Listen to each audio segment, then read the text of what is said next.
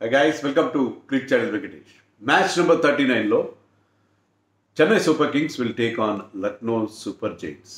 మీరు అనొచ్చు అదేంటి మొన్న ఫ్రైడే రోజునే కదా రెండు టీమ్స్ ఆడాయి. Yes, you're right. ఈ రెండు టీమ్స్ ఆడిన లాస్ట్ మ్యాచ్ గత శుక్రవారం జరిగింది. కానీ 4 రోజుల తేడాలో వాళ్ళు మళ్ళీ రివర్స్ ఫిక్స్చర్ ఆడుతున్నారు. సో లాస్ట్ మ్యాచ్ లక్నోలో జరిగింది. ఆ మ్యాచ్ అక్కడి హోమ్ టీం లక్నో గెలిచింది. మరి రివర్స్ ఫిక్చర్ చెన్నై కంచుకోట లాంటి చెపాక్ స్టేడియంలో జరగబోతుంది. సో మరి రివర్స్లో రివెంజ్ తీసుకుంటుందా చెన్నై, తమ హోమ్ గ్రౌండ్లో డామినేషన్ కొనసాగిస్తుందా అనేది చూడాలి. హోమ్లో ఆడిన 3 మ్యాచ్లు గెలిచారు ఈ సీజన్లో చెన్నై. దే లుక్ ఇన్విన్సిబుల్, అప్రతిహతంగా కనిపించారు హోమ్ మ్యాచెస్లో. అదే కొనసాగుతుందా? ఈవెన్ కేకేఆర్ లాంటి స్ట్రాంగ్ టీంని ఓడించారు, ఆర్సీబీని ఓడించారు, జీటీని అయితే చిత్తు చేశారు. సో అలాంటి హోమ్ అడ్వాంటేజ్ మళ్ళీ కొనసాగుతుందా అగేన్స్ట్ ఎల్ఎస్జీ అనేది చూడాలి. LSG has a favourable record against Chennai, one of the rare teams which has a better record against Chennai. ఎందుకంటే ఆడిన 3 మ్యాచ్లు, రెండు టీమ్స్ మధ్య జరిగిన 3 మ్యాచ్లో ఎల్ఎస్జీ 2 గెలిచింది, చెన్నై ఒకే ఒక మ్యాచ్ గెలిచింది. అండ్ చెన్నైలో ఉండే స్లో అండ్ లో పిచెస్కి వీళ్ళు మోర్ సూటెడ్. ఎందుకంటే వాళ్ళ లక్నో పిచ్ కూడా అలాగే స్లో అండ్ లో పిచ్ ఉంటుంది, స్పిన్నర్స్కి అనుకూలించే పిచ్ ఉంటుంది.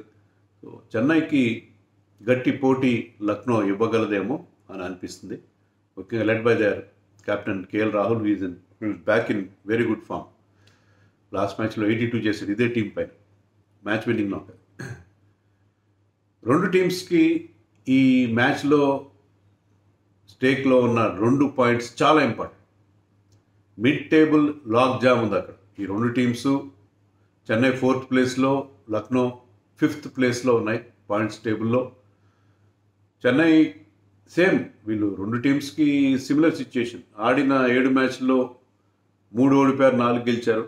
సో పాయింట్స్ సేమే ఉన్నాయి. అయితే నెట్ రన్ రేట్ స్లైట్లీ బెటర్గా ఉంది చెన్నైకి, అందుకని వాళ్ళు ఒక స్థానం పైన ఉన్నారు, 4th ప్లేస్లో ఉన్నారు. ఎల్ఎస్జీ 5th ప్లేస్లో ఉంది. ఈవెన్ గుజరాత్ కూడా 8 పాయింట్స్తోనే ఉన్నది. But Gujarat played 1 match extra, వాళ్ళు 8 మ్యాచ్లు ఆడారు. సో ఇక్కడ గెలిచే టీం, ఈరోజు మ్యాచ్లో గెలిచే టీంకి మిగతా వాళ్ళని దాటుకొని కాస్త ముందుకెళ్ళి 10 పాయింట్లతో వెళ్ళి టాప్ 4లో కంఫర్టబుల్గా ఉండే అవకాశం ఉంది. సో టాప్ 4 ప్లేస్ కోసం రెండు టీమ్స్ మధ్య గట్టి పోటీ ఉంటుంది. ఇక్కడ కానీ గెలిస్తే ఏంటంటే ఒక హెడ్ స్టార్ట్ ఉంటుంది. చెన్నై కూడా చాలా ఇంపార్టెంట్, ఎందుకంటే తర్వాత ఇంకో 2 మ్యాచ్లు వాళ్ళు హోమ్లోనే ఆడబోతున్నారు. సో హోమ్ మ్యాచెస్ గెలిస్తే, వాళ్ళకి హోమ్లో అడ్వాంటేజ్ గెలిస్తే వాళ్ళు they can ensure their playoffs position. So ఈ మ్యాచ్, ఆ తర్వాత వచ్చే హోమ్ మ్యాచెస్ గెలవడం చెన్నైకి చాలా ఇంపార్టెంట్. అలాగే ఎల్ఎస్జీ కూడా వాళ్ళు మెల్లమెల్లగా రికవర్ అవుతున్నారు. వాళ్ళు బాగా ఆడుతున్నారు, వరుసగా మ్యాచ్లు గెలుస్తున్న స్టేజ్లో మళ్ళీ ఒక మ్యాచ్ ఓడిపోవడం. కానీ లాస్ట్ మ్యాచ్లో చెన్నై మీద గెలిచిన, డిఫెండింగ్ ఛాంప్ మీద గెలిచిన ఆ విక్టరీతో డెఫినెట్గా వాళ్ళు పుంజుకునే అవకాశం ఉంది. సో ఈ 2 పాయింట్స్ కోసం హోరాహోరీ పోరాటం మనం ఈరోజు మ్యాచ్లో చూసే అవకాశం ఉంది. పిచ్ ఎలా ఉంటుంది చెన్నైలో?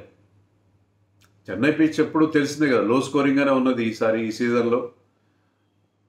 మరీ లో స్కోరింగ్ అని కూడా మనం అనలేము, ఎందుకంటే Chennai already cross 200 in 1 match వాళ్ళు ఫస్ట్ బ్యాటింగ్ చేసినప్పుడు. కానీ వాళ్ళ అపోజిషన్ ఫస్ట్ బ్యాటింగ్ చేస్తే మాత్రం వాళ్ళు తక్కువ స్కోర్కి, అది కేకేఆర్ కావచ్చు, ఆర్సీబీ కావచ్చు, 180 లోపలే కట్టడి చేశారు. కేకేఆర్ అయితే ఐ థింక్ 130 చేంజ్ చేశారు, వాళ్ళు 140 కూడా చేరలేక.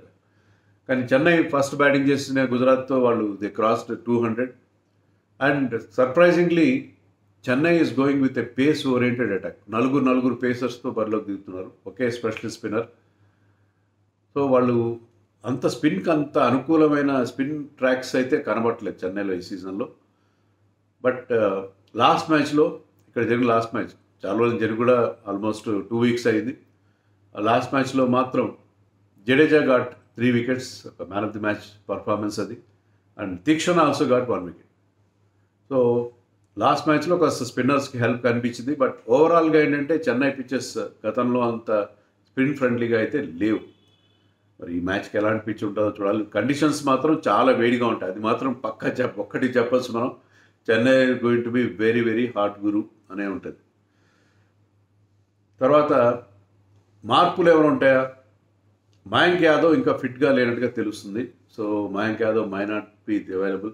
బట్ మణిమారన్ సిద్ధార్థ్ని వాళ్ళు ఆడించడం చూశాను. ఆ లెఫ్ట్ ఆర్మ్ స్పిన్నర్, ఒక different kind of left arm spinner, new బాల్తో పవర్ ప్లేలో వేసే లెఫ్ట్ ఆర్మ్ స్పిన్నర్. సో అతనికి ఇది home ground, he's Chennai boy. So అతన్ని ఏమైనా ఆడిస్తారా వీళ్ళు ఈ మ్యాచ్లో, సిద్ధార్థ్ని ఆడిస్తారా మళ్ళీ అనేది చూడాలి. లేకపోతే సేమ్ అదే అటాక్తో వెళ్ళే అవకాశం. Mohsin Khan is been doing well. Mohsin Khan, Yash Thakur, అదే లైనప్తో వాళ్ళు వెళ్ళే అవకాశం. మ్యాట్ హెన్రీని ఆడించారు లాస్ట్ మ్యాచ్లో, మ్యాట్ హెన్రీని కొనసాగిస్తారని అనుకోవచ్చు మనం. పెద్దగా మార్పులు ఉండే అవకాశం కనపట్లేదు. దేవదత్ పడిక్కల్ వస్తాడని కొన్ని వార్తలు వస్తున్నాయి, టీంలోకి వస్తారు Devdutt Padikkal. That might happen. అది మినహాయిస్తే పెద్దగా మార్పులు ఉండే అవకాశం లేదు. అలాగే డెవన్ కాన్వే ఏమైనా చెన్నై టీంలోకి వచ్చాడా? మీరు కనుక ట్విట్టర్లో ఉంటే, ఇప్పుడు ఎక్స్ అంటున్నారు కదా, ఎక్స్లో కనుక మీరు రెగ్యులర్గా ఉంటే, CSK posted picture of Devon Conway at Chennai. Chepauk గ్రౌండ్లో డెవన్ కాన్వే కూర్చొని ఇట్లా విక్టరీస్ అని చూపిస్తున్న ఫోటోని పోస్ట్ చేశారు. దేవ్ ఎట్ అంబుడర్ అని చెప్పి వాళ్ళు ఒక పిక్చర్ పోస్ట్ చేశారు. ఎస్, అదైతే కరెక్టే. అతను చెన్నై రావడం కరెక్టే, గ్రౌండ్ వీళ్ళతో కలిసి ప్రాక్టీస్ చేస్తుండడం కరెక్టే. But is having a finger injury కాబట్టి he has been ruled out. ఈ సీజన్లో డెవన్ కాన్వే వాళ్ళకి ఆడే అవకాశమే లేదు. అతను ఆల్రెడీ రీప్లేస్మెంట్ కూడా అనౌన్స్ చేశారు. రిచర్డ్ క్లీసన్ అని చెప్పి ఇంగ్లాండ్ ఫాస్ట్ బౌలర్ని వాళ్ళు తీసుకున్నారు ఇన్ ప్లేస్ ఆఫ్ కాన్వే ఎందుకు వచ్చాడంటే, he's still a member of the team. అతను ఆ రిహాబిలిటేషన్, ఆ ఇంజరీ నుంచి కోలుకునే ఆ రిహాబిలిటేషన్ అనేది రిహాబ్ చెన్నై టీంతో కలిసి చేసి వాళ్ళతో ప్రాక్టీస్ చేయడం కోసం వచ్చాడు. But he is not going to play any match this season. అదైతే పక్కా, ఎందుకంటే ఆల్రెడీ అతను రీప్లేస్ చేసేసారు.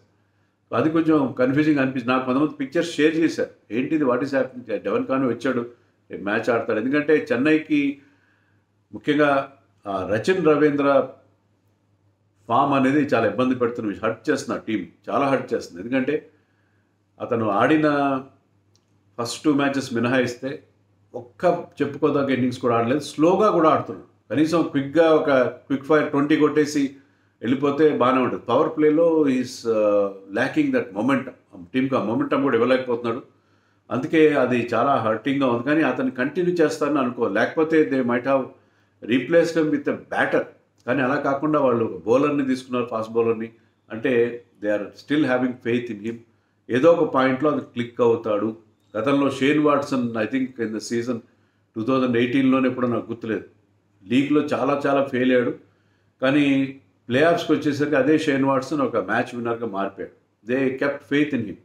So similar faith they are trying to keep with this man Rachin Ravindra. So Rachin Ravindra is going to open with Ruturaj this time. ఎందుకంటే అజింక్య రహానేకి ఒక cough injury ఉంది కాబట్టి అతను 2 మ్యాచ్లు ఓపెన్ చేశాడు. బికాస్ పవర్ ప్లేలో ఎక్కువగా రన్నింగ్ బిట్వీన్ ద వికెట్స్ ఉండదు కాబట్టి. And he also played as a impact sub. కానీ ఇప్పుడు అతనికి ఇంజరీ నుంచి కోలుకున్నాడు కాబట్టి రుతురాజే ఓపెన్ చేస్తాడు. Rahane will bat at number 3 and number 4 అని మనం ఎక్స్పెక్ట్ చేయొచ్చు. అలాగే Moeen Ali also likely to keep his place. He did well in the last match. Daryl Mitchell ప్లేస్లో వచ్చిన మొయిన్ అలీ బాగా ఆడాడు కాబట్టి అలాగే ఆ స్పిన్ ఆప్షన్ కూడా ఇస్తాడు.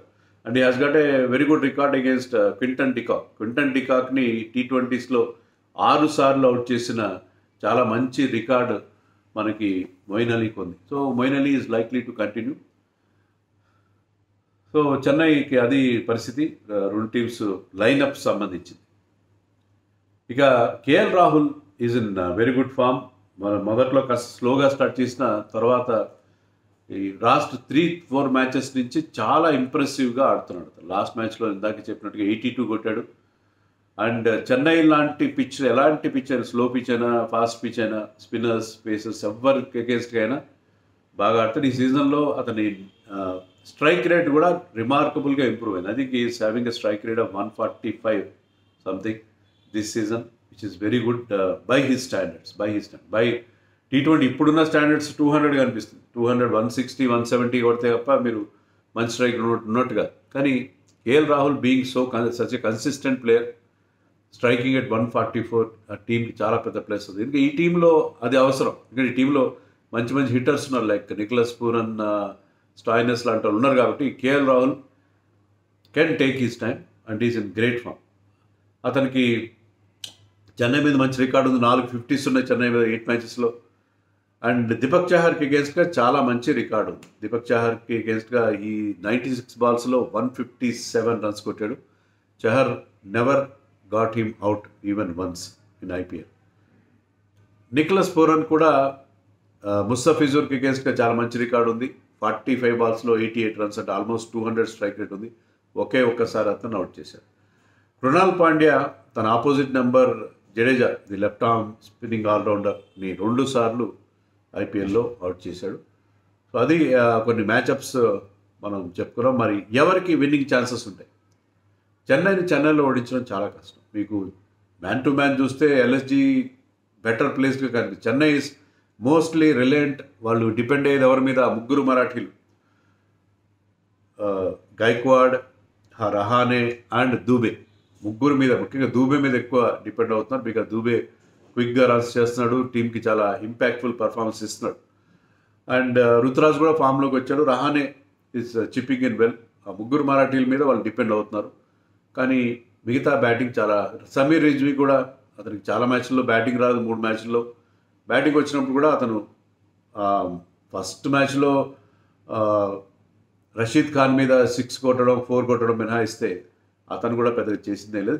జడేజా లాస్ట్ మ్యాచ్లో 50 చేశాడు, కానీ అది టీంకి ఎంతవరకు ఉపయోగపడిందో నాకైతే డౌట్. ఎందుకంటే అది స్లోగా ఆడాడు, మొమెంటం ఇవ్వలేకపోయాడు టీం. కాస్త ఎర్లీగా వచ్చి కూడా నెంబర్ 4లో ఎప్పుడు వచ్చాడు. సో బ్యాటింగ్లో ప్రాబ్లమ్స్ ఉన్నాయి చెన్నైకి.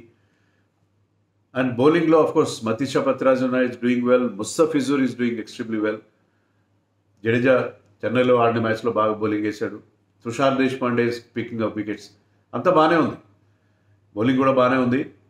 బ్యాటింగ్లో కొన్ని ప్రాబ్లమ్స్ ఉన్నా చెన్నైలో వాళ్ళు డిఫరెంట్గా ఆడతారు. చెన్నైలో వాళ్ళని ఓడించారు. అలాగే నేను మళ్ళీ చెప్తున్న సేమ్ డైలాగ్, ఇండియన్ టెస్ట్ టీంని ఇండియాలో ఓడించడం అంత కష్టమో చెన్నైలో ఓడించడం అంతే కష్టం.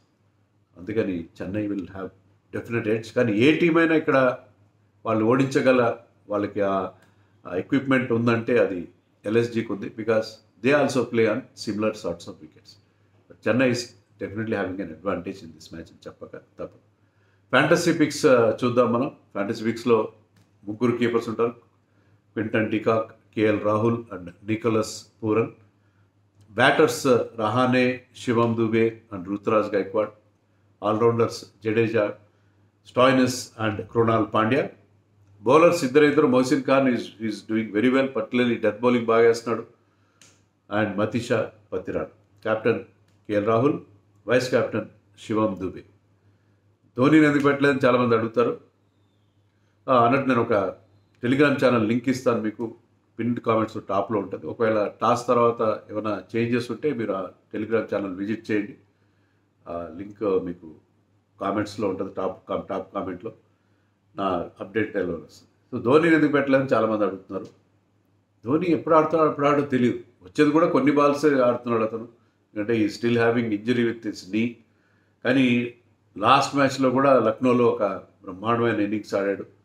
లక్నోలో, ముంబైలో, తర్వాత వైజాగ్లో క్రౌడ్ని అల్లించాడు. బట్ చెన్నైలో అతను 6 సీటింగ్ అనేది అతని నుంచి చూడలేదు ఇంతవరకు. సో ఈ మ్యాచ్లో చూసే అవకాశం ఉంటుందా? చెన్నైలో కాస్త ముందుగా వస్తాడా? కనీసం 2 ఓవర్ల ముందైనా వచ్చి ఒక 2-3 సిక్స్లు కొడతాడా? ఆ 6 seating ability to clear the boundary ఇంకా అతనికి తగ్గలేదని చెప్పి మరొకసారి ప్రూవ్ చేసుకుంటున్నాడు. కాబట్టి చెన్నై విల్ బీ హోపింగ్, ఎందుకంటే కొన్ని మ్యాచ్లే మిగిలే. This could be his last season. So మరి చెన్నై ఆ ఎల్లో క్రౌడ్ని, ఎల్లో సముద్రాన్ని ఎంటర్టైన్ చేస్తాడనేది చూడాలి. మనకి లక్నోలోనే ఫుల్గా ఎల్లో షర్ట్స్ కనిపించాయి. లక్నో మినీ చెన్నై అని చెప్పి కేఎల్ రాహుల్ కూడా కామెంట్ చేశాడు.